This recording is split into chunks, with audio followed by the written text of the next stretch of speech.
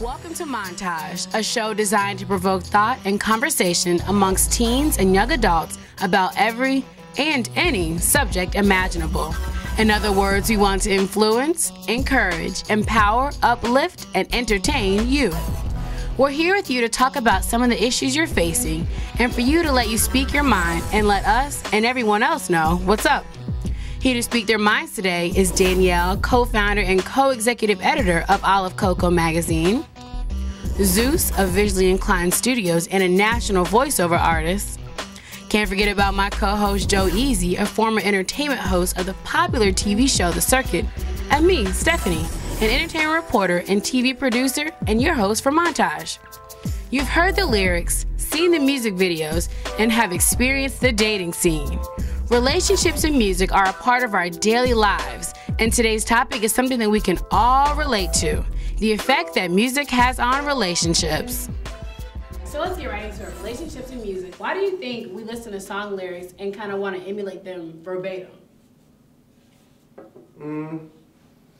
Because it's cool. Who don't want to do everything the song do? You know, you in the club, it say two-step with your drink. I'm going to kick my drink and I'm going to proceed to it. I mean, but what's so cool about it? Man, you're listening to what somebody else said. You didn't make up these lyrics.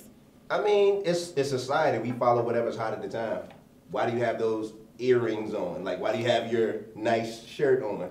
It's because women do that, you know, in videos and things like that. I mean, as a society, we follow.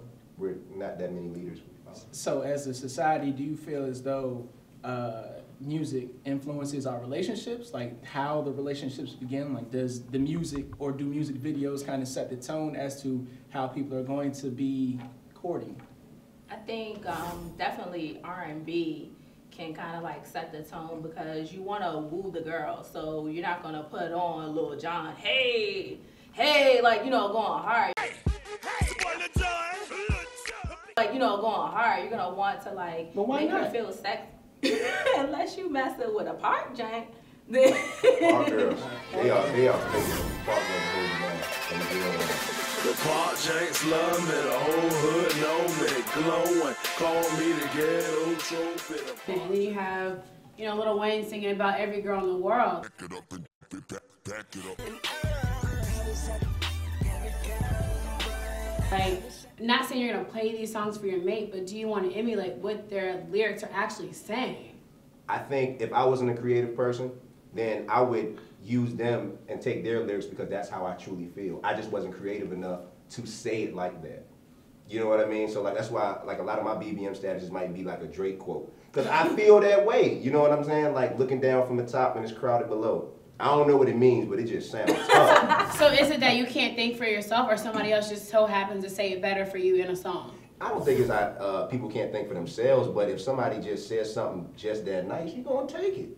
You know what I mean? And even in relationships, bringing it back to relationships, it's like with music, you know, with a relationship, you got a relationship that's going real, real well.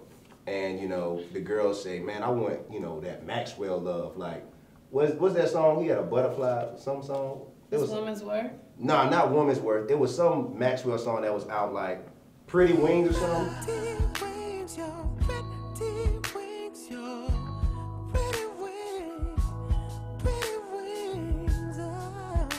There you go. I hate that song. But like girls just want that pretty wing love. Who's flying? Like what are we talking about? Think about the little nerdy guy. You know, he's what, 10th grade, 11th grade, something like that. He has no friends. He's gonna try to emulate a video to try to get the girl. He you know? need a father. You know, that's what he needs. He don't what if he doesn't have one? Yeah, what if he doesn't have one? He needs a mentor or, you know, whatever. He needs Zeus, right? Exactly. a lot of the rest of the world. Listen, what I'm saying is, me, I didn't have a father. Anybody teach me swagger was inbred. My grandfather was a pimp. So all I'm saying is, when it comes to relationships and videos, you regulate your relationship by the personality of the two people, your mindset of the relationship, because everybody's relationship is not the same. It was one line that Jay-Z said that did make me feel like, yo, I gotta you know, take care of my woman. He was like, you dudes treat the one that you love It's with the same one. respect as you treat the one that you love. The problem is, you dudes treat the one that you loving with the same respect that you treat the one that you humping. So I'm like, all right, I'm gonna still hump on the side, but I'm gonna treat her like the best. I'm not even going. That's what Jay-Z said. That's what he told me to do. So then it does affect you. It used to, and I can understand. Like I think what Joe was saying was basically, it depends on your age. The younger you are, the more influenced you are by it. The older you get, the more you kind of go take your own route, take your own road. I don't agree either. So what do you Like think? if you're just a fool, you're just a fool no matter what age you are. Because I've known some little boys who can treat women better than some grown men can. But I mean, like, you know, women do terrible stuff too. You busting windows out your cars. I bust the windows out your car, and no, it didn't mend my broken Exactly. heart. We'll give that to you. Yeah, So exactly. give that to you, but, So but you you're guys are saying- also running around and screwing every girl in the world. You know what? And that's fine. So but- that's why we bust the windows out your car. I mean, you know what? What you did while I was out with her, it was some guy, what Beyonce said, you know, he's about to come replace you to the left, something like that. To the left, to the left. You know, you weren't alone while you were waiting on me. So let's talk about that. Now let's also talk about Beyonce put a ring on it. Do you think that actually puts pressure on people to try to rush relationships and rush to that ring? 'Cause if you like it, then you should've put a ring on it. If you like it, then you should've put a ring on it. Don't deny what you see, that you want it. That gives a girl a reason to go in the club. If you like it, you should have put a ring on it. I liked it. I want to love it first. I like those shoes. I ain't gonna buy them until I love them. What are we talking about I here? think the song was like, you know, these girls who stay in these relationships for so long, and then the men just want to keep playing around and not put an official commitment on it. But I also think it does put pressure on men who are women like, what's up? I want to get married. Beyonce got the ring, but guess what? She's dating a man who has $36 million as well. So, I mean, it's And Beyonce keep herself in shape. If you got a girl don't keep herself in shape, like Wait, but you guys gotta keep yourself in shape too. Girl, check Like the you slut, can't, check the slut. you can't be Rick Ross and try to look like Beyonce. Like Wait. you can't. It ain't happening. Anyway, speaking of Beyonce and Jay-Z, do you think musical couples kind of influence how you think about a relationship? Like, you know, you have the Beyonce and Jay-Z, you have Alicia Keys and Swiss Beats, you got Ashanti and Nelly. Do you Alicia think was a those home record. Yeah, but she do you was a think home those record. relationships though, you know, make you want to get into a relationship or what?